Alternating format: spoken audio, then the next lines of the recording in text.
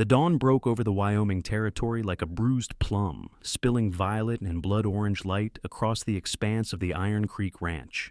It was 1889, a time when the West was still wild enough to kill a man, but civilized enough to bankrupt him.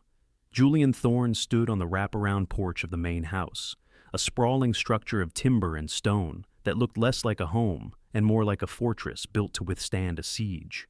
He watched the light hit the peaks of the distant Tetons, turning the snow to fire. The air was crisp, smelling of sagebrush, damp earth, and the distinct, musky scent of cattle.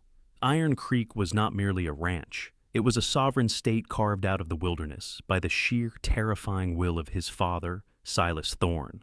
30,000 head of cattle, 600 horses, and a water table that controlled the fate of the entire valley. The sound of heavy boots on the floorboards behind him broke his reverie. It was Caleb, the ranch foreman, a man whose face looked like a topographical map of the Badlands. "He's asking for you, Julian," Caleb said, his voice a gravelly rumble. "In the study. Says to stop gazing at the scenery you don't own yet." Julian tightened his jaw, a muscle feathering beneath the skin. "Thank you, Caleb." "He's got a letter, son," Caleb added, his tone dropping to a warning. "Came by courier from Cheyenne yesterday. He's been pacing like a caged cougar ever since." Julian nodded, the cold knot of dread in his stomach tightening. He turned and walked into the house, the heavy oak door shutting out the morning song of the meadowlarks. He found Silas Thorne in his study, a room that smelled of stale cigar smoke, old paper, and absolute power. The walls were adorned with maps of the territory, marked with red ink like battle plans. Silas stood by the fireplace, his back to the room. Even at 64, the man was formidable, broad-shouldered, iron-spined, with a shock of white hair that looked like a snowdrift on a crag. "Sit," Silas commanded without turning. Julian sat in the leather wingback chair, the leather creaking in the silence. Silas turned, holding a piece of heavy, cream-colored stationery. "Do you know what this is?" "I imagine you're about to tell me, sir." "This," Silas said, tossing the letter onto the mahogany desk, "is a warning. The Union Pacific is expanding. The politicians in Washington are carving up the territories. The age of the cattle baron is ending, Julian. The era of the handshake deal is dead. We need armor. We need alliances that are signed in ink and sealed in blood. We have money, Father. We have land. Land can be seized. Money can be lost in a panic." Silas slammed his hand on the desk. "We need influence. We need protection." He took a breath, smoothing his vest. "You are 29 years old. You have played the bachelor long enough." "Father, Silence. I have made arrangements." Julian felt the blood drain from his face. Arrangements? 5 families. The elite of Denver, San Francisco, and the East. They arrive on Friday. The Harringtons bring railroad stock. The Blackwoods own the largest bank in the territory. The Montgomerys control the water rights north of the pass. The Sterling Cross family has a senator in the family, and the O'Malleys dominate the shipping lines. Silas leaned forward, his gray eyes hard as flint. "You will court them. You will charm them. And by the end of the week, you will choose a wife. And if I refuse?" Julian asked, his voice quiet. Silas laughed, a dry, humorless sound. "Then you leave. You take the horse you rode in on, and nothing else. You will not see a dime of the Thorne fortune. You will not inherit a single acre of Iron Creek. I will burn this ranch to the ground before I leave it to a fool who puts sentiment above survival." The ultimatum hung in the air, heavy and suffocating. Julian looked at the man who had raised him, not with love, but with the same rigorous discipline used to break a colt. "I need time," Julian said. "You have 1 week. The carriages arrive in 2 days." Silas turned back to the fire. "And Julian, do not think I am blind to your distractions." Julian froze at the door. "That girl in the stables," Silas said, his voice dropping to a dangerous whisper. "Elara, she is a fine hand with a horse, I will grant you. But she is a servant. She is a nobody. She has no name, no dowry, and no future. Do not mistake a stable girl for a partner. You cannot build an empire on straw." Julian walked out, his heart hammering against his ribs like a trapped bird. He didn't go to his room. He didn't go to the library. He went where he always went when the weight of the Thorne legacy threatened to crush him. He went to the stables. The main barn at Iron Creek was a cathedral of timber, smelling of sweet hay and oiled leather. It was cool inside, the dust motes dancing in the shafts of sunlight that pierced the gloom. He heard her before he saw her. A soft, melodic humming, a sound that seemed to vibrate through the wood itself. Elara Vance was in the foaling stall, kneeling in the straw next to a mare that had been skittish for days. She moved with a fluidity that mesmerized him. Her dark hair was pulled back in a loose braid, wisps escaping to frame a face that had known wind and sun. She wore a plain calico dress, patched at the elbows, and a canvas apron stained with liniment and oil. "Easy, girl," she whispered to the mare, her hands running soothing circles over the animal's flank.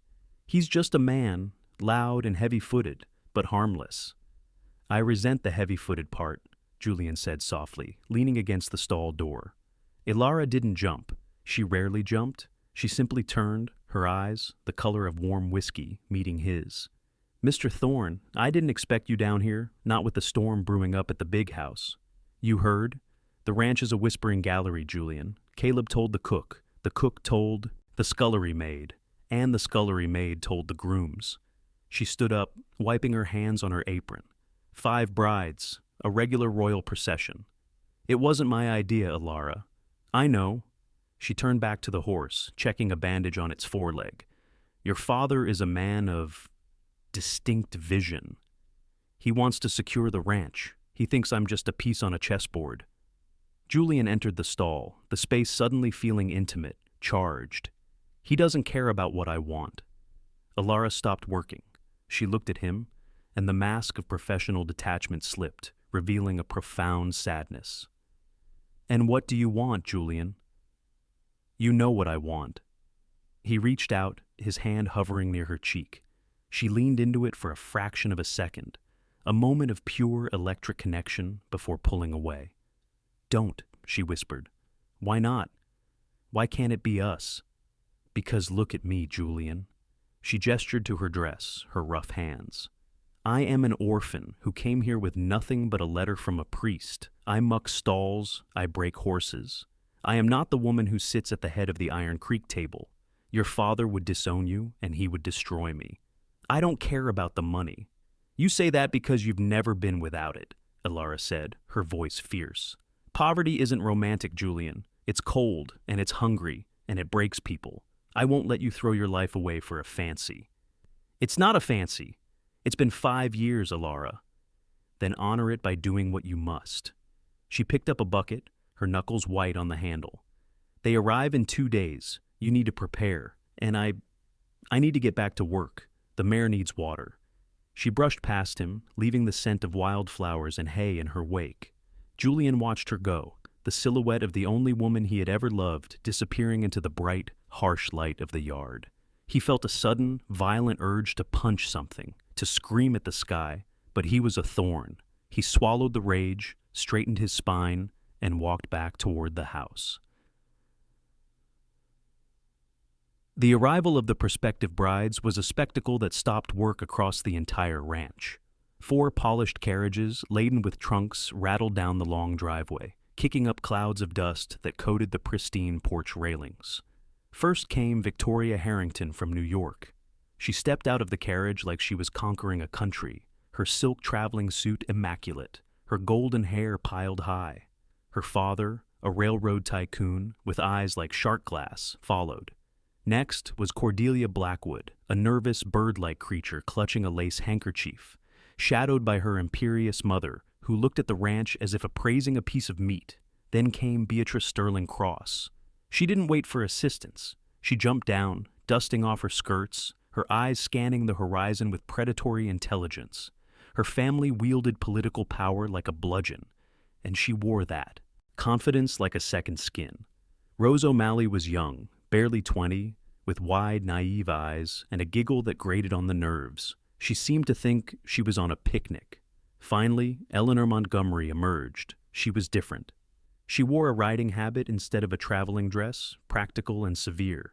She looked at Julian not with adoration or calculation, but with a cool, assessing gaze. Dinner that night was a battlefield disguised as a meal. The dining room, illuminated by a crystal chandelier that Silas had shipped around Cape Horn, glittered with silver and malice. "Your holdings are extensive, Mr. Thorne," Victoria Harrington said, sipping her wine. "Though one wonders about the isolation. Do you not find the lack of opera stifling?" "We find the silence clarifying," Silas said smoothly from the head of the table. "My uncle, the senator, believes Wyoming will be a state within the year," Beatrice interjected, leaning forward. "Think of the opportunities for a family positioned correctly. Land grants, grazing rights locked in by federal decree." She looked pointedly at Julian. "It requires a partner who understands the game of Washington. Or perhaps," Mrs. Blackwood sniffed, "it requires capital. Banks are the true arteries of the nation. Without credit, land is just dirt." Julian sat in the crossfire, nodding politely, cutting his roast beef. He felt like a prize stallion at an auction. He glanced toward the kitchen door. The staff was serving the courses. Suddenly, Elara appeared, holding a heavy silver platter of roasted pheasant. She had been pulled from the stables to help serve, a cruel twist of fate, or perhaps a test by his father. She wore a stiff black uniform that didn't fit right.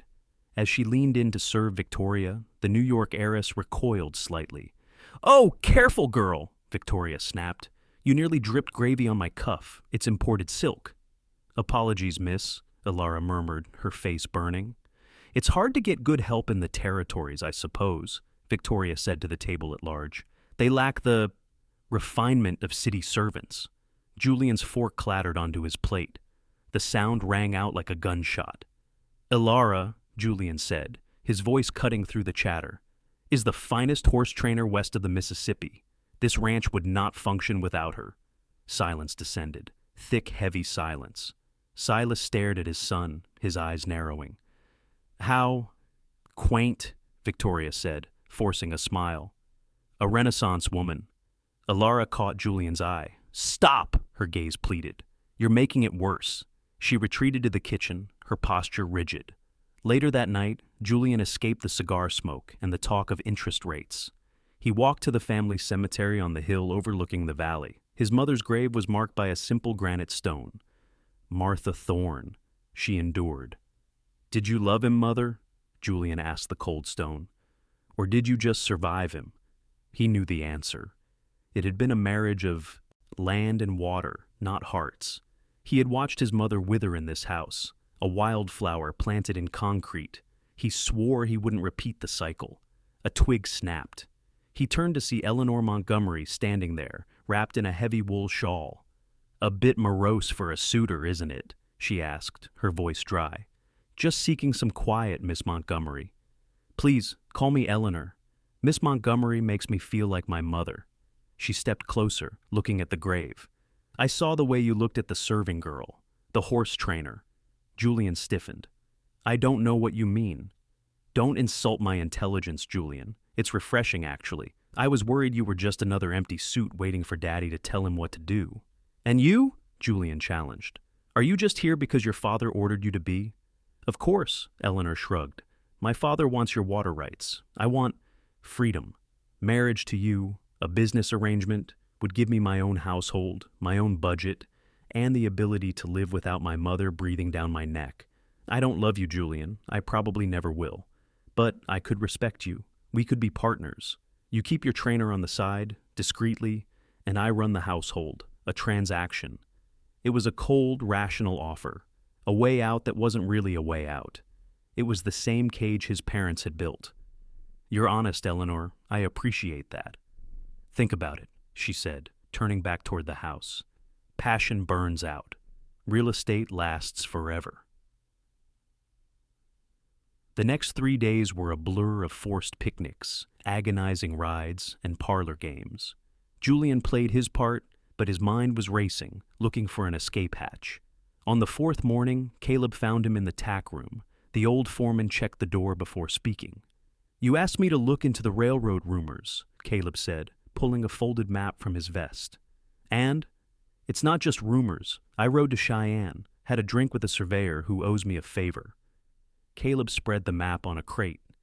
"The Union Pacific wants a spur line, a shortcut through the mountain pass to reach the coal mines in Utah." He traced a line with a calloused finger.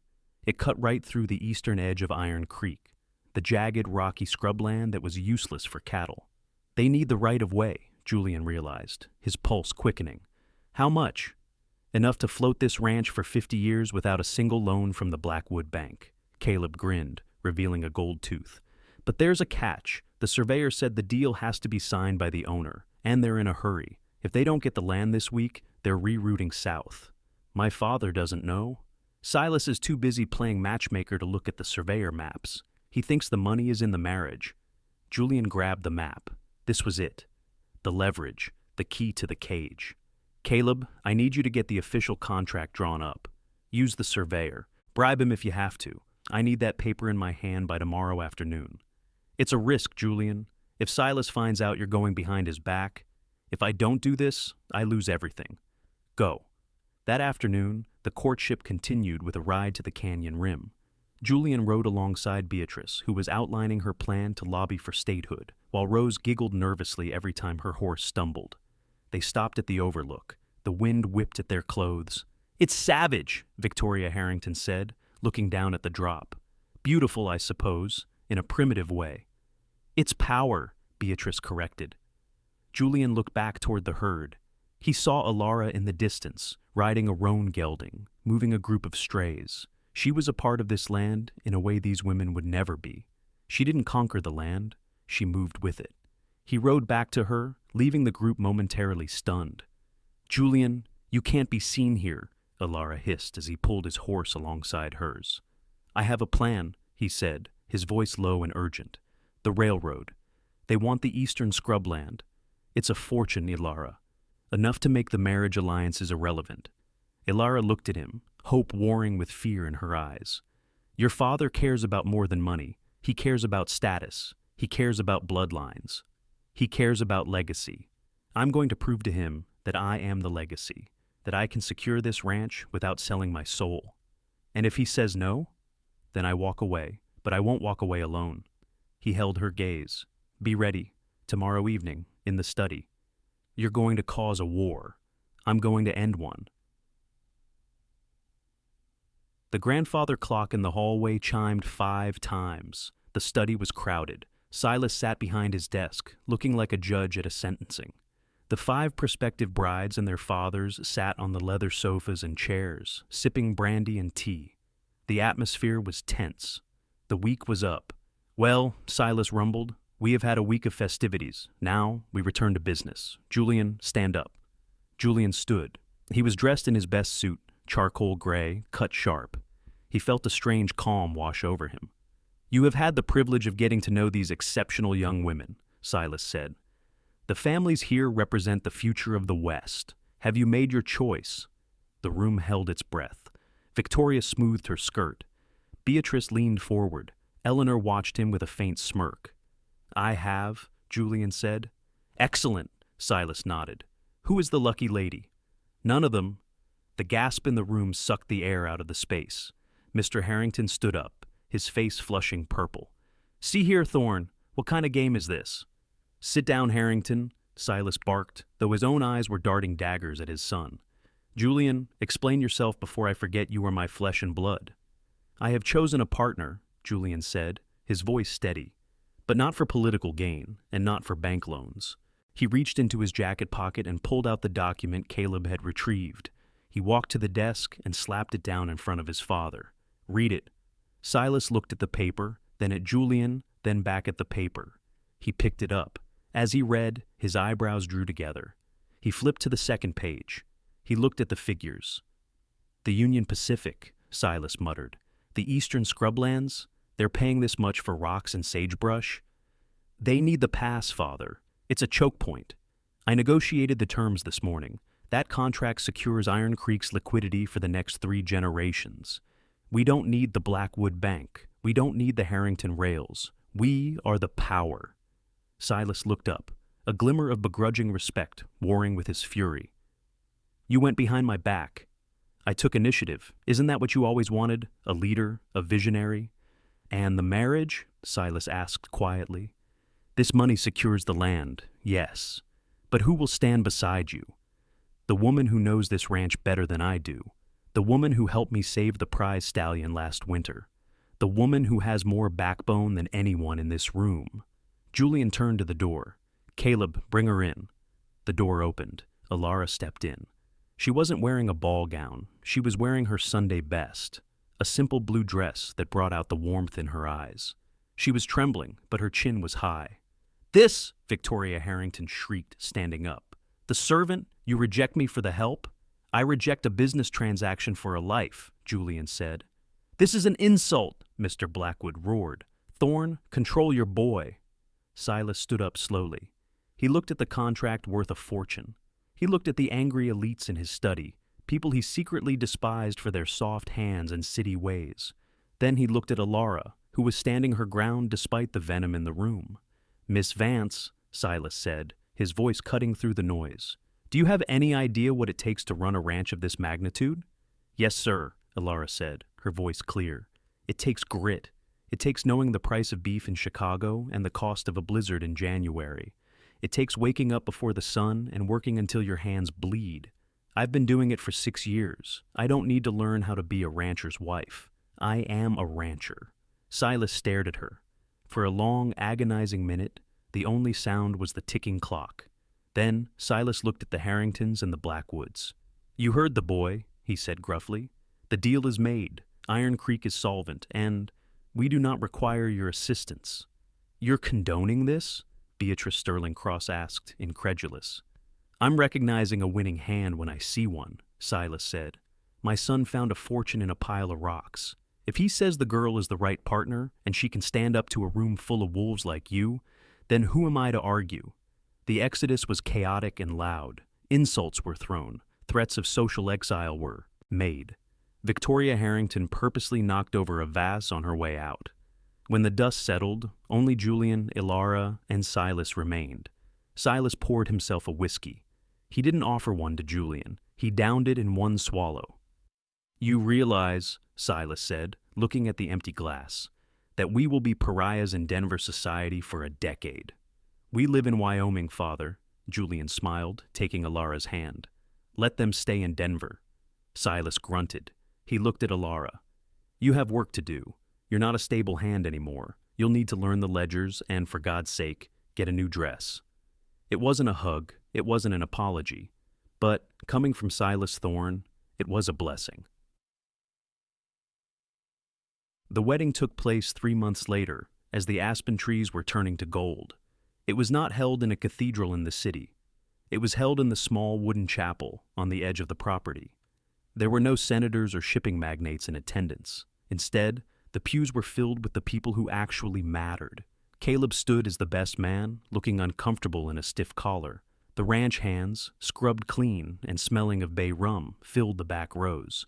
Even the cook sat in the front, weeping into a dish towel. To everyone's surprise, Eleanor Montgomery had sent a gift, a beautiful hand-tooled saddle with a note, "Ride your own path." E. Julian stood at the altar, watching the doors open. Silas walked Elara down the aisle.